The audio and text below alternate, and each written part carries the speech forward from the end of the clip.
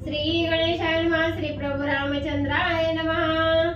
मागिले प्रसंगी शक्रजिते मैत्री करोणी सोडिले इंद्राते तदनंतरे सीताकांते अगस्तीते विनविले। श्री गणेशाला वंदन करून प्रभु रामचंद्राचं स्मरण आणि सद्गुरूशी शरण जाऊन केलेलं अनुसंधाने मागच्या अध्यायाच्या ठिकाणी असणाऱ्या इंद्रजितांना आणि असणाऱ्या त्या ठिकाणी म्हणजे इंद्रदेवाबरोबर असणारी मैत्री त्या ठिकाणी केली। इंद्र देवाला असणारी त्या ठिकाणी जे बंधन टाकलेलं होतं ते बंधनातून मुक्त त्या ठिकाणी केलं, सोडवणूक इंद्रदेवाची त्या ठिकाणी केली। अशा प्रकारची कथा त्या ठिकाणी झाली। आणि नंतर म्हणजे असणाऱ्या प्रभू रामचंद्राने अगस्त्य ऋषीला पुढची कथा आणि त्या ठिकाणी सांगण्यासाठी म्हणजे विनंती केली। श्रीराम दोन्ही कर जोडून अगस्तीचा विनवीन नम्र होऊन म्हणे स्वामी वाळी रावणाचे बळा समान भूमंडळीयाना सेना। आणि लगेच असणाऱ्या प्रभू रामचंद्राने दोन्ही हात जोडले आणि अगस्त्य ऋषीला विनंती करून बोलू लागले, ऋषीवर्या असणाऱ्या या भूमंडळाच्या ठिकाणी म्हणजे किष्किंधा नगरीचा राजा वाळी आणि लंकेचा राजा असणारा रावण आहे। या दोघांच्या बळा समान म्हणजे या असणाऱ्या पृथ्वी तलावर दुसरा म्हणजे असणारा वीर म्हणजे त्या ठिकाणी दिसेना। या दोघांच्या बळाहुणे अधिक वायुपुत्र असे देख त्याचा पराक्रम सम्यक जमठाऊक असे जी। मग म्हणजे या दोघा असणारा वाळी आणि रावण म्हणजे यांच्यापेक्षा श्रेष्ठ अधिक असणारं बळ जर म्हणजे कुणाच्या ठिकाणी असेल तर असणारा त्या ठिकाणी वायुदेवाचा मुलगा असणारा हनुमंत राया त्याचा असणारा पराक्रम म्हणजे अतिशय श्रेष्ठ आहे। आणि किती आहे तो मला म्हणजे असणारा आणि माहित आहे।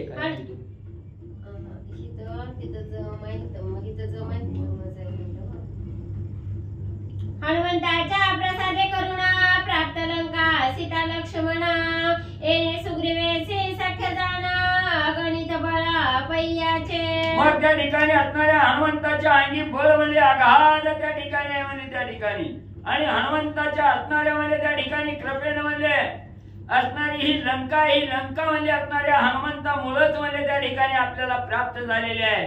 सीताला असणाऱ्या सीतेची ही भेट त्या ठिकाणी असणाऱ्या हनुमंतामुळेच त्या ठिकाणी झाले। एवढंच नाही, वाळीचा राजा म्हणजे असणारा त्या ठिकाणी जो असणाऱ्या किष्किंधेचा असणारा राजा त्या ठिकाणी सुग्रीव आहे।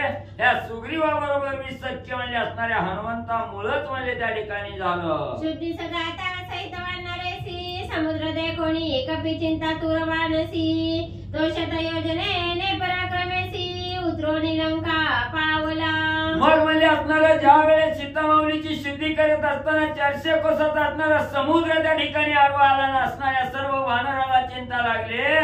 त्याच वेळेस असणाऱ्या बलियाडा असणाऱ्या हनुमंताने असणारा त्या ठिकाणी म्हणजे 100 असणाऱ्या योजना 400 कोसाचा असणारा त्या ठिकाणी पर्वत आपल्या असणाऱ्या म्हणजे पराक्रमाने त्या ठिकाणी आणले, वाट केली नसणाऱ्या लंकेत म्हणजे सर्व सैन्य पोहोचवलं। सीतेसी करोनी एकांत वन उपडणी किंकर प्रधान पुत्र घात आणि लाडका जो अखेर सुत त्याचा निपात येणे केला। एवढंच नाही, हनुमंताच्या अंगी काय सामर्थ्य आहे काय बळ आहे त्याचं वर्णन प्रभू रामचंद्र त्या ठिकाणी करून सांगत असताना सांगू लागलेले आहे की असणाऱ्या वनाच्या असणाऱ्या म्हणजे अशोक वनाच्या ठिकाणी सीतामाऊलीची शुद्धी करण्यासाठी हनुमंतराय गेले। तिथं सीतामाऊली बरोबर असणारा एकांत त्या ठिकाणी साधला। सीतामाऊली बरोबर असणारा त्या ठिकाणी ओळख पटवली गेली। असणारा त्या ठिकाणी म्हणजे वनाचा विध्वंस त्या ठिकाणी केला। किंकर असणाऱ्या राजा रावणाचे असणारे किंकर प्रधान मुलं त्या ठिकाणी मारली गेली आणि राजा रावणाचा अतिशय लाडका मुलगा कैलास कुमार त्याचाही घात म्हणजे असणाऱ्या हनुमंताने केला। सीता शुद्धी येणे केली वन उपडणी राक्षसे मारिली ब्रह्मशापे बांधो देवळी बळी केली होळी लंकेची। मग एवढंच नाही, असणाऱ्या सीतामाऊलीची शुद्धी हनुमंतरायाने केली, वनाचा विध्वंस त्या ठिकाणी केला, अनेक राक्षस मारले आणि ब्रह्मशापाचा असणारा बंधनामध्ये असणारा त्या ठिकाणी म्हणजे हनुमंतरायाने अडकण्याचं सोंग त्या ठिकाणी केलं नसणाऱ्या लंकेची होळी म्हणजे केली। इंद्रजित जनके शक्ती टाकिली तेने लक्ष्मणा पडिला भूतळी येणे द्रोणगिरी आणली त्यावेळी सौमित्रा ते वाचविले। पुन्हा म्हणजे असणाऱ्या इंद्रजिताच्या असणाऱ्या वल्लाना राजा रावणानं असणारा म्हणजे लक्ष्मणावर शक्ती त्या ठिकाणी टाकली आणि ती शक्ती लागल्याबरोबर हनुमंतराय असणाऱ्या म्हणजे त्या ठिकाणी लक्ष्मणजी बेशुद्ध त्या ठिकाणी पडले गेले आणि त्याच वेळेस हनुमंताने एका क्षणात असणारं उड्डाण केलं, द्रोणागिरी पर्वत आणून त्या औषधीच्या साह्यानं लक्ष्मणाला वाचवलं. याच्याने सुग्रीवासी सख्य झाले, 18 पद्मे वानर मिळविले, याच्याने माझा रूप आले, असे उपकार केले हनुमंत. एवढंच नाही, याच असणाऱ्या हनुमंतामुळे असणारा म्हणजे सुग्रीवाबरोबर सख्य त्या ठिकाणी झाला. 18 पद्म वानराचा मेळा असणाऱ्या हनुमंतरायाने त्या ठिकाणी मिळवला आणि यांच्यामुळेच मी नावारूपाला त्या ठिकाणी आलो. माझी कीर्ती हनुमंतामुळे त्या ठिकाणी पसरली. एवढं उपकार हनुमंतानं माझ्यावर केले. याचे से उपकार मजवरी झाले मुनी अपार, पर्येने वाळी वानर की निमित्त वदिला नाही. मग एवढं अंगी श्रेष्ठ बळ त्या ठिकाणी आहे. बळाच्या जोरावर एवढं उपकार म्हणजे माझ्यावर असणाऱ्या हनुमंतानं त्या ठिकाणी केलं. म्हणून ऋषीवर या माझ्या मनात एक विचार त्या ठिकाणी आला की हनुमंताच्या अंगी एवढं बळ त्या ठिकाणी असताना भावाभावाचं वैर होतं सुग्रीवानी वालीचं. मग एवढं बळ त्या ठिकाणी होतं तर असणारा त्या ठिकाणी सुग्रीवाचा कैवार घेऊन वालीचा असणारा वध म्हणजे हनुमंतानं का त्या ठिकाणी केला नाही. ऐसे याचे बळ अद्भुत देवा दानवा तुलित, पर्येने नाही मारिला शक्रसुत, काम काय कारण मुनिवर्या. मग म्हणली याच्या अंगी एवढा अद्भुत बळ आहे म्हणली त्या ठिकाणी देव दानवाला सुद्धा त्या ठिकाणी म्हणली एवढी ताकद त्या ठिकाणी येत नाही. एवढं बळ म्हणली त्या ठिकाणी आहे. मग एवढं बळ असताना त्या ठिकाणी म्हणले असणाऱ्या वालीला म्हणजे त्या ठिकाणी का मारलं नाही मारण्याचं काय कारण असावं ऋषे.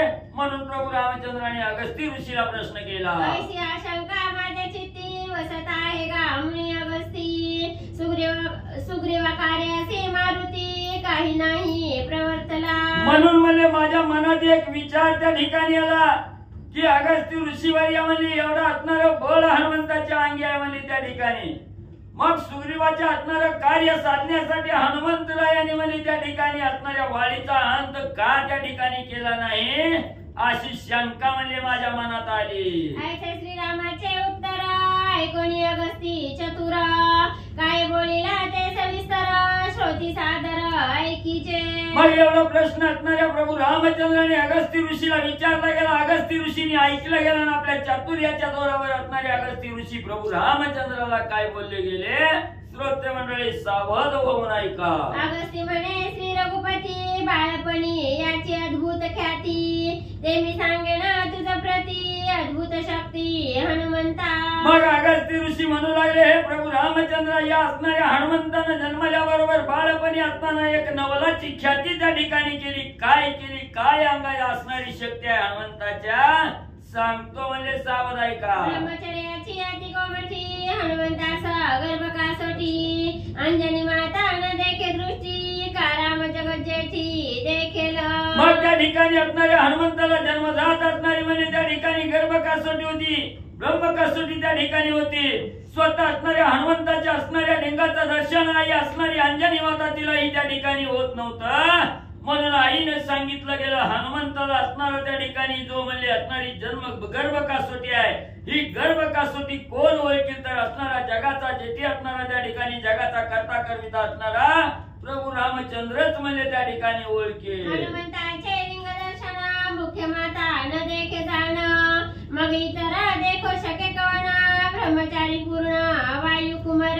मग त्या ठिकाणी हनुमंताला जन्मजात गर्भ कासोटी असल्यामुळे असणाऱ्या हनुमंताचं लिंग दर्शन असणाऱ्या मातेला त्या ठिकाणी झालं नाही. मग इतराला काय म्हणले त्या ठिकाणी होणार आहे.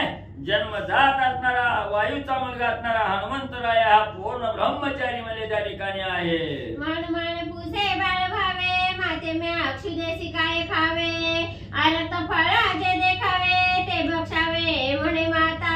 मग हनुमंतरायाचं असणारं बाळ स्वरूप त्या ठिकाणी होतं. पोटाला भूक त्या ठिकाणी लागली म्हणून हनुमंतरायाने अंजनी मातेला त्या ठिकाणी विचारलं आई म्हणले मला असणारी भूक त्या ठिकाणी लागली, तर भूक भागवण्यासाठी मी आता काय त्या ठिकाणी खावा असा प्रश्न हनुमंतरायाने बाळ भावेन असणाऱ्या आईला त्या ठिकाणी विचारला.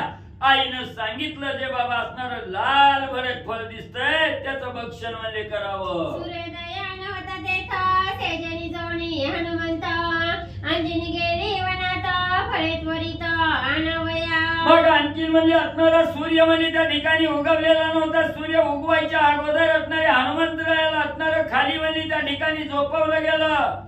शेजेवर हनुमंतरायाला त्या ठिकाणी टाकलं गेलं. हनुमंताची भूक भागवण्यासाठी आई अंजनी माता वनामध्ये फळं आणायला म्हणजे त्या ठिकाणी गेली असताना मातृविहीन हनुमंता रुदन करी अतिक्षुदिता देखोनी बालार कारक्त फळ भक्षावयार्थ उडाला. मग हनुमंताला अतिशय भूक त्या ठिकाणी लागली. अंजनी माता वनामध्ये फळं आणायला त्या ठिकाणी गेलेला आहे. भुकेचा काहूर असणाऱ्या पोटात हनुमंताच्या त्या ठिकाणी उठला आणि बाळ त्या ठिकाणी असणारी आई नाही, समजूत घालायला आई नाही म्हणून मोठमोठ्यानं त्या ठिकाणी रडू लागलं. रडत असताना अचानक असणारी आकाशाकडे दृष्टी त्या ठिकाणी गेली. सूर्य उगू लागलेला लाल भडक असणारा सूर्य त्या ठिकाणी दिसला गेला आणि फळ म्हणून त्याला भक्षण करण्यासाठी हनुमंतरायाने उड्डाण म्हणजे केलं. सुदेने पिढीला प्रबळ बाळ सूर्य अति वर्तुळ भक्षावया स्वंतत्काळ उडे चपळ स्वभावे. मग पोटामध्ये असणाऱ्या भुकेचा असणारा कल्लोळ त्या ठिकाणी उठलेला आहे. भूक लागलेली आहे. भुकेचं शमन करण्यासाठी हनुमंतरायाने असणारा आकाशाकडे बघितलं गेलं. उगवता सूर्य त्या ठिकाणी होता. लाल भडक असणाऱ्या सूर्याचं तेज त्या ठिकाणी होतं. हनुमंताने बघितलं गेलं फळ म्हणून आता आपण खावन पोटाची भूक भागवावी म्हणून बलमोठं उड्डाण त्या ठिकाणी हनुमंताने केलं. हनुमंताची उड्डाण शक्ती ते गतीने ये खगेश्वरा प्रती वायुसुताच्या शीघ्र गती मनोवृत्ती टणकल्या. मग हनुमंताची असणारी उड्डाण करण्याची जी शक्ती आहे ही शक्ती म्हणजे असणाऱ्या गरुडाला सुद्धा म्हणजे त्या ठिकाणी प्राप्त नव्हती. एवढं असणारं बळाच्या जोरावर असणाऱ्या वायूचा मुलगा हनुमंतराय वायू वेगानं त्या ठिकाणी उड्डाण केलं आणि वायू वेगाला नव मनोवेगालाही माग टाकलं आणि असणाऱ्या सूर्याच्या जवळ हनुमंतराया जाऊ लागले. भक्षावया बालार्कासी दुर्धर गती हनुमंतासी देखोनी विस्मया सुरवरांसी देव ऋषी विस्मित. मग त्या ठिकाणी असणारा बालार्क सूर्याच्या ठिकाणी असणारा म्हणजे त्या ठिकाणी उगवू लागलेला आहे. हनुमंतराया खाण्याच्या उद्देशाने त्या ठिकाणी धावू लागलेले आहे. दुर्धर गती हनुमंताला त्या ठिकाणी प्राप्त झालेले आहे. आता हनुमंत काय करतोय आणि काय नाही मस्त नवल सर्व देवाला त्या ठिकाणी वाटलं गेलं. सर्व देव ऋषी असणारे आश्चर्यचकित झाले. धैर्य शौर्य महावीर्य शीघ्र गमन गती गांभीर्य हनुमंताचे परमौदार्य सुरासुर वाणिती. मग असणाऱ्या सर्व देवादी देवानी त्या ठिकाणी बघितलं गेलं हनुमंताच्या अंगी काय असणारा धैर्य शौर्य असणारा प्रतापशील असणारा त्या ठिकाणी हनुमंत आहे. किती असणारं गमन त्या ठिकाणी वेगानं केलं याचं नवल सर्व देवाला त्या ठिकाणी होऊ लागलं. हनुमंताच्या समान शक्ती कोणा नाही त्रिजगती बाळ भावे शीघ्रगती सूर्यभक्षार्थी धावत. मग हनुमंताच्या बळाप्रमाणे बळ म्हणजे कुणाच्याही अंगी म्हणजे या त्रिजगतात म्हणजे त्या ठिकाणी नाही. लहान मुलाचं असणारं रूप आहे त्या ठिकाणी बाळ भावांगी त्या ठिकाणी निर्माण झालेला आहे आणि अतिशय वेगानं सूर्याला भक्षण करण्यासाठी हनुमंतराया धावू लागलेले आहे. मनोगती सांडोणी मागे हनुमान चालीला वेगे सूर्यकिरणाचे नियोगे होईल सर्वांग भस्मांत. मग त्या ठिकाणी सर्व देव ऋषी त्या ठिकाणी पाहू लागले. मनोवेगाच्याही पुढे त्या ठिकाणी हनुमंतरायाचं उड्डाण जाऊ लागलेलं आहे. एवढ्या वेगात उड्डाण जात असताना असणाऱ्या सूर्याच्या किरणाची बाधा हनुमंताला त्या ठिकाणी होईल आणि त्या असणाऱ्या तेजानं सूर्याच्या तेजानं असणाऱ्या हनुमंतरायाचं सर्वांग त्या ठिकाणी भस्म होईल याची चिंता सगळ्याला लागली. ऐसे जाणून वायू पिता निज पुत्रा ते संरक्षिता हिमांबुकणी निवविता होय चालता शिशु मागे. मग आपल्या असणारा व त्या ठिकाणी पवन देव आहे. त्या पवन देवानी पाहिलं गेलं आपला मुलगा सूर्याला भक्षण करायला जाऊ लागलेला आहे. त्या सूर्याच्या तेजापुढे हनुमंतराया भस्म त्या ठिकाणी होतील असा विचार बापाला मुलाविषयी कळवला त्या ठिकाणी निर्माण आला. बापाने विचार केला या असणारं त्या ठिकाणी एवढ्या तेजाची बाधा त्या ठिकाणी होऊ नये म्हणून शीतळ प्रकाश असणारा शीतळ म्हणजे वारा त्या ठिकाणी चालू केला आणि त्या वाऱ्याद्वारे पाण्याचे बारीक बारीक थेंब त्या हनुमंतावर त्या ठिकाणी मारत हनुमंताच्या मागे वायुदेव चालू लागले. वायू धरूप आहे हनुमंतासी तव तो नाटपे वायुसी वेगे जाता सूर्यापासी फळ भावेसी भक्षावया. मग पुढे असणारे हनुमंतराया मागे असणारे पवनदेव आहे. त्या ठिकाणी पवनदेवांनी अनेक प्रकारे प्रयत्न हनुमंताला धरायचा त्या ठिकाणी केला पण असणारे हनुमंतराया त्या ठिकाणी काय धरले जाऊ शकत नव्हते. असणारा वेग हनुमंतरायाने वाढवला आणि फळ म्हणून भक्षण करण्यासाठी सूर्याच्या जवळ हनुमंतराय जाऊ लागले. हनुमंताला बिंबापासी रवी राहू ग्रहण ते दिवसी राहू ग्रासिता सूर्यासी हनुमंतासी गोपाला. ज्या दिवशी फळ म्हणून असणाऱ्या सूर्याला असणारा ग्रासण्यासाठी हनुमंतराया जाऊ लागले त्याच दिवशी असणारा त्या ठिकाणी म्हणजे सूर्यग्रहणाचा दिवस होता. असणारा राहू म्हणजे सूर्याला ग्रहण करण्यासाठी त्या ठिकाणी जाऊ लागलेला होता. आणि हे हनुमंताला त्या ठिकाणी दिसलं गेलं, पाहिलं गेलं. हनुमंताला वाटलं मी फळ भक्षण करायला जाऊ लागलोय, माझ्या असणाऱ्या आशेच्या आड त्या ठिकाणी कोण येऊ लागलं. हनुमंताला राग आला. हनुमंताने काय त्या ठिकाणी केलं. माझ्या गोड्या ग्रसाड्या तेथे कोण आला मूड राहूचे फोडिले जाभाडा पुच्छे सदृढ गांजीला. मग हनुमंताने विचार केला मी एवढं गोड फळ त्या ठिकाणी खायला चाललोय, गोड घास आहे, ग्रहण करणार आहे, पण म्हणजे इथं कोण म्हणजे माझ्या असणाऱ्या घासाच्या आड म्हणजे त्या ठिकाणी आलं, कोण मूड त्या ठिकाणी असावा. म्हणून हनुमंतानं रागाच्या असणाऱ्या भरात त्या ठिकाणी उड्डाण केलं. असणाऱ्या राहूचं असणारं जाबाड म्हणजे त्या ठिकाणी असणाऱ्या शेपटीनं म्हणजे फोडलं गेलं. घाय राहू झाला घाबरा नाकी मुखी रुधिरधारा थरथरा कापत. माझ्या असणाऱ्या घासाच्या आड म्हणजे त्या ठिकाणी कोण आला असा राग हनुमंताला शेपटीचा असणारा तडाखा राहूला त्या ठिकाणी दिला. जाबाड फोडलं, नाका तोंडातून रक्त त्या ठिकाणी वाहू लागलं. राहू घाबरा गळीत झाला, असणारा थरथरा कापू लागला. धाके थरथरा कापत गगनी गरगरा भोवत राहू पडता ती मूर्छित तरी धावून केत धरी त्यासी. मग असणाऱ्या राहूला म्हणजे त्या ठिकाणी मारल्याबरोबर सर्वांगाने थरथर असणारा राहू त्या ठिकाणी कापू लागला. आकाशामध्ये गरगर गरगर त्या ठिकाणी बोहंडी मारू लागला, फिरू लागला त्या ठिकाणी.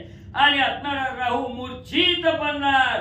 तेवढ्यात असणारा त्याचा साथीदार केतू त्या ठिकाणी आला आणि धावून म्हणजे राहूला धीर देण्यासाठी धरलं गेलं. राहू केतू अति आप्तता दोघा देही एकात्मता केतू येवणे राहू साह्यार्था गोपे हनुमंताकडे पाहे. मग त्या ठिकाणी राहू आणि केतू या दोघं असणाऱ्या सख्यत्व म्हणजे दोघाच आहे. दोघं एकमेकाला सोडून त्या ठिकाणी राहू शकत नाही. ती एवढी एकात्मता राहू आणि केतू मध्ये त्या ठिकाणी.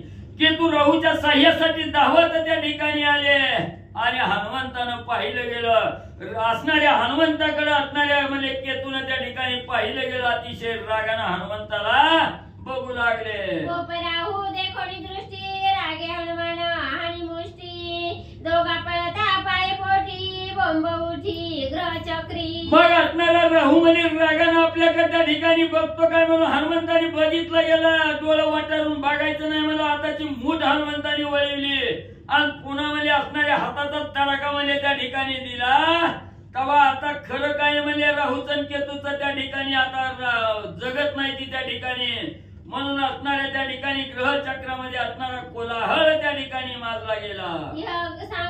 ग्रह सांगती सिंहिका सुता पृच्छकेतू आला तुम्हा बोता इंद्र अधिकारी नियंता त्यासी तत्वता तुम्ही सांगा. मग लगेच असणारा म्हणजे हनुमंतानं मार त्या ठिकाणी दिला. सर्व ग्रह मिळून म्हणजे असणाऱ्या सिंहकासूत म्हणजे असणारं म्हणजे त्या ठिकाणी सिंहिका सुताकडे इंद्राकडे त्या ठिकाणी गेले आणि इंद्राला त्या ठिकाणी सांगू लागले आमच्या जवळ म्हणजे असणारा कोणतरी म्हणजे शेपटीचा केतू म्हणजे त्या ठिकाणी आलेला आहे आणि तो म्हणजे त्या ठिकाणी आम्हाला असणारा त्या ठिकाणी त्रास देऊ लागलेला आहे. म्हणून त्या ठिकाणी म्हणजे घरानं सांगण्यासाठी गेले. राहू जो का सिंहिका सुता वानर घाये रुधिरोक्षित इंद्रापासी आला त्वरित शंका करीत सांगावया. मग असणाऱ्या राहूचा म्हणजे जाबाड त्या ठिकाणी बोललो होता. रक्तबंबाळ त्या ठिकाणी झालेला आहे आणि अशा दुःखावस्थेमध्ये इंद्राच्या जवळ असणारा राहू त्या ठिकाणी आला आणि तोंड वळून आपल्या घरानं म्हणजे असणाऱ्या इंद्रदेवाला म्हणजे त्या ठिकाणी काय सांगू लागला. माझी जीविका जीवन वृत्ती चंद्र सूर्य ग्रहण स्थिती आजीचे ग्रहण काळा प्रती रवी ग्रहणार्थी मी गेलो. मग असणाऱ्या राहू म्हणजे घरानं त्या ठिकाणी इंद्रदेवासमोर मांडू लागला. देवा देवा म्हणजे माझं काय काम आहे म्हणजे माझी असणारी जीवन वृत्ती आहे.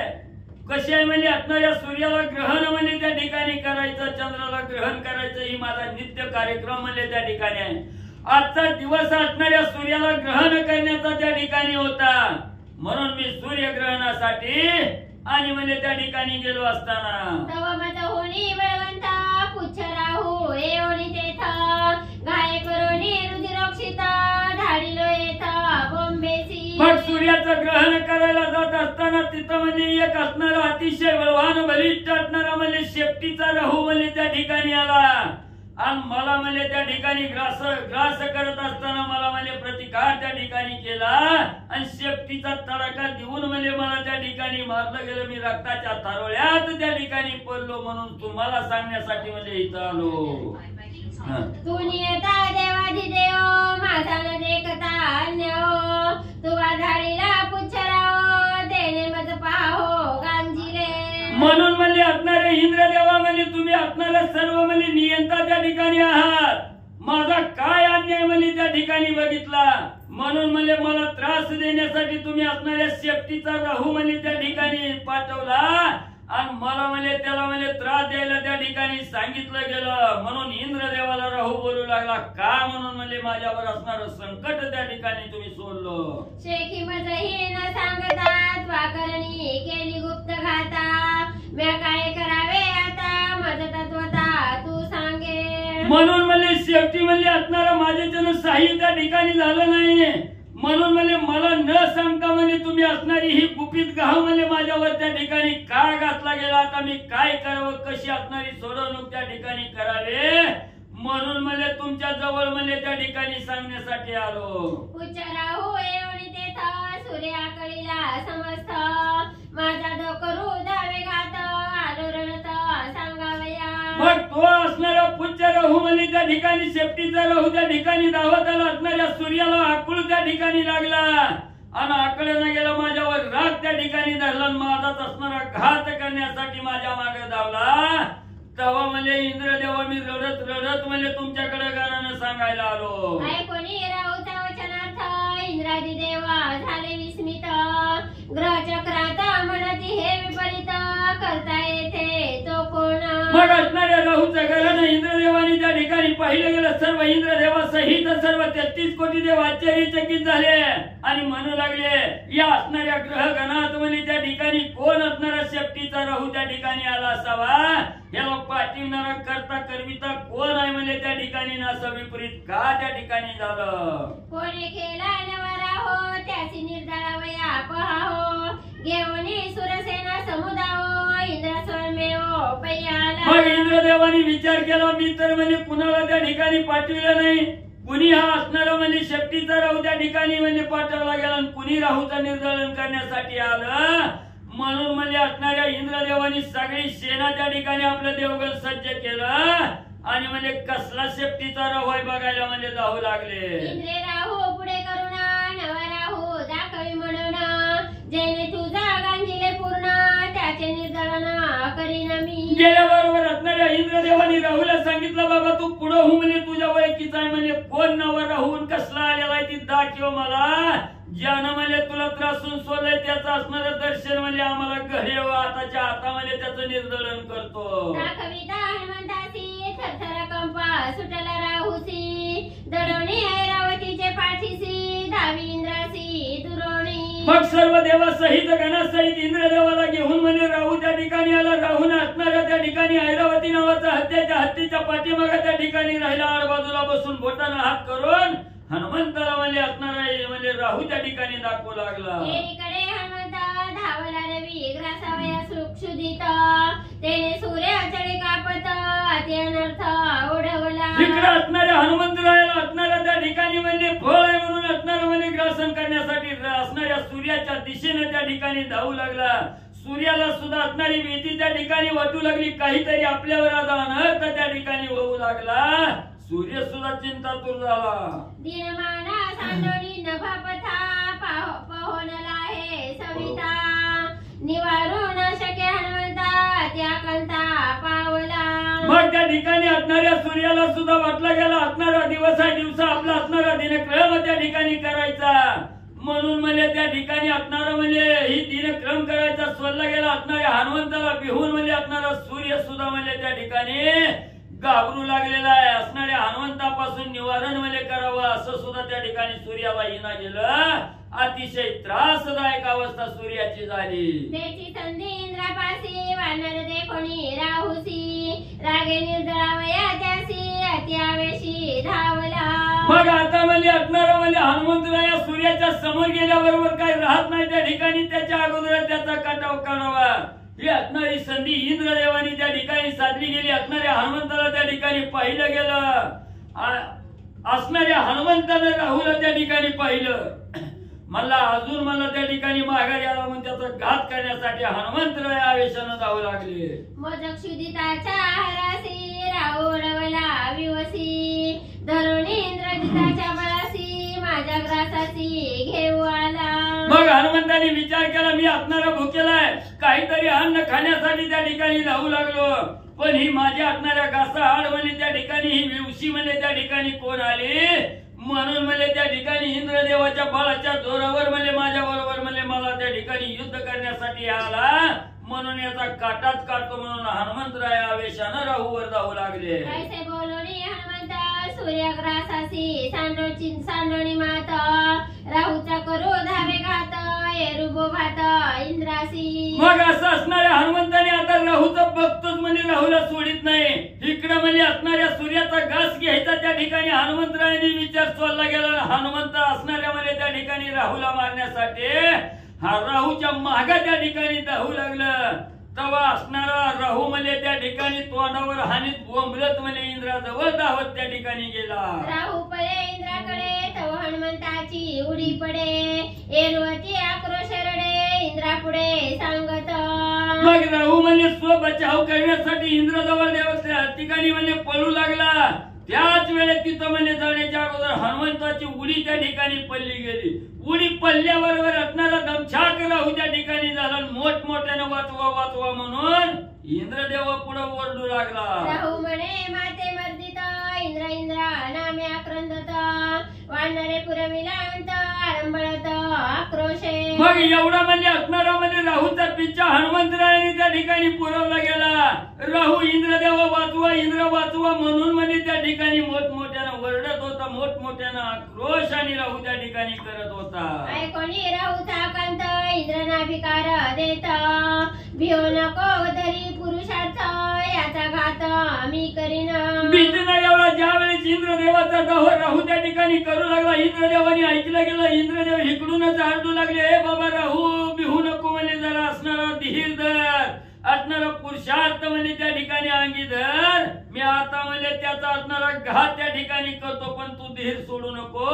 इंद्रदेव नाविकार असणाऱ्या राहूला देऊ लागले. ऐसे बोलवणे अमरपती वेगी प्रेरिला ऐरावती त्यावरी धावला मारुती हसते हसती उपटावया. मग असं असणारा म्हणजे त्या ठिकाणी असणाऱ्या म्हणजे धीर त्या ठिकाणी असणाऱ्या राहूला दिला. आणि असणारा इंद्रदेव म्हणजे आपल्या ऐरावती हत्तीवर त्या ठिकाणी बसले गेले. बरोबर आहे का? असणाऱ्या हत्तीवर त्या ठिकाणी बसले गेले आणि हनुमंताला मारण्यासाठी त्या ठिकाणी धाव घेतली. तेव्हा म्हणजे इकडं असणाऱ्या हनुमंताने उड्डाण त्या ठिकाणी केलं. हत्तीच्या शिफ्टीला म्हणजे त्या ठिकाणी धरून काय करू लागलं. वानर ऐरावती आकळी त्याचे पुच्छे ठोकेला कुंभस्थळी गजाक्रंदोने किंकाळी चळचळी कापत. जो ऐरावत हत्ती म्हणजे इंद्रदेवाला घेऊन म्हणजे त्या ठिकाणी धावत होता त्या हत्तीला म्हणजे असणाऱ्या शेपटीचा ठोका म्हणजे असणाऱ्या मस्तकावर त्या ठिकाणी दिला. त्याच वेळेस असणाऱ्या हत्तीनं भली मोठी किंकाळी त्या ठिकाणी सोडली आणि थरथरा हत्ती म्हणजे हनुमंताच्या धाकानं कापू लागला. पुच्छे नव्हे तो वज्रघात घाये विमुख ऐरावत इंद्र बळे आवरित तरी युद्धात परतेना. हत्तीला लागलेला शेपटीचा घाव नव्हता वज्रासारखा घाव त्या ठिकाणी लागला. एकाच घावानं असणारा ऐरावत म्हणजे त्या ठिकाणी थरथरा कापू लागला. असणारा ऐरावत हत्ती म्हणजे त्या ठिकाणी इकडे तिकडे फिरू लागला. इंद्रदेव आपल्या असणाऱ्या बळानं म्हणजे त्या हत्तीला आवरू लागलं तरी म्हणजे हत्ती काय आवरणा. पुच्छाणी तावणारे गजे घेतले घाय वारे चक्र शक्तीने नावरे केले घाबरे इंद्रासी. मग एवढा असणाऱ्या शेपटीचा मारा म्हणजे हनुमंताने त्या ठिकाणी दिला. ऐरावत हत्ती त्या ठिकाणी एवढा बिहून म्हणजे नाही तिकडे त्या ठिकाणी पळू लागला. भीती घेतली असणाऱ्या इंद्रदेवाला. हत्ती काय आवरण गेला. इंद्रदेव सुद्धा घाबरागळी त्या ठिकाणी झाले.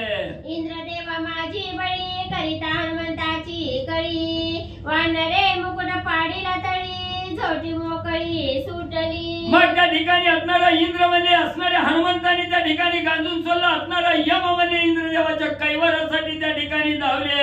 त्यावेळेस असणाऱ्या यमानं म्हणजे आपल्या असणाऱ्या दंडाचा असणारा जो दंड होता हातामध्ये त्याचा असणारा घाव म्हणजे हनुमंतावर आणि त्या ठिकाणी आणला गेला.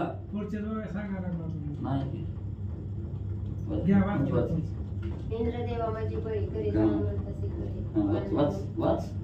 इंद्रदेव माझी बळी करिता हनुमंतासी कळी वानरे मुकुट पाडीला तळी झोटी मोकळी सुटली. मग त्या ठिकाणी असणाऱ्या इंद्रदेवाला म्हणजे त्या ठिकाणी एवढं म्हणजे हनुमंतानं कळ त्या ठिकाणी केली आणि त्याच वेळेस असणाऱ्या इंद्रदेवाचा मुकुट म्हणजे हनुमंतानं असणाऱ्या दहनीवर म्हणजे त्या ठिकाणी पाळला.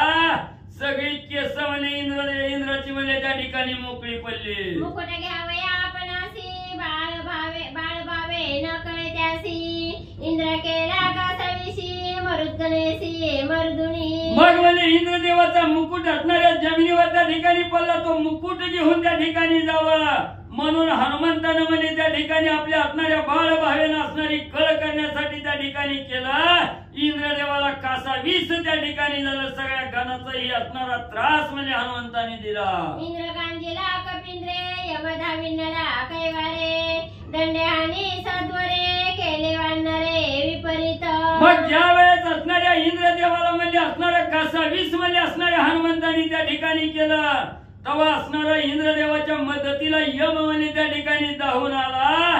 तेव्हा असणाऱ्या यमानं म्हणजे आपल्या हातात जो असणारा दंड त्या ठिकाणी होता तो दंड हाणणार. तेवढ्यात असणाऱ्या हनुमंताने काय म्हणजे त्या ठिकाणी केलं. यमजवाहानी दंडासी हनुमाना दळला अंगासी थापा हाणुनिया त्यासी तोंडगसी पाडीला. मग इंद्रदेवाच्या कैवारासाठी धावून यम आलेला हातामध्ये दंड त्या ठिकाणी घेऊन हनुमंताला मारणार. तेवढ्यात हनुमंतानं म्हणजे सर्व म्हणजे उड्डाणच म्हणजे असणाऱ्या यमाच्या अंगावर म्हणजे त्या ठिकाणी उडी टाकले. हाताच्या थापा हाणून म्हणजे असणाऱ्या यमाला तोंडगशी म्हणजे त्या ठिकाणी खाली पाडलं गेलं. काय हाणुनी प्रचंड सांडवणी दंडबंड यमाचे ठेचिले तोंड बळवितंड वानरा. मग त्या ठिकाणी जगाचा नियंता असणार जगाचा असणारा म्हणजे जगाला दंड देणार असणारा यम आहे त्या ठिकाणी. पण त्या असणाऱ्या यमावर म्हणजे त्या ठिकाणी असणारा घाव म्हणजे हनुमंतानं म्हणजे सर्वांग सोडून म्हणजे त्या ठिकाणी टाकला. तेव्हा असणारा सगळ्या बळाचं असणारा म्हणजे त्या ठिकाणी म्हणजे ठेचन म्हणजे हनुमंताने त्या ठिकाणी केलं.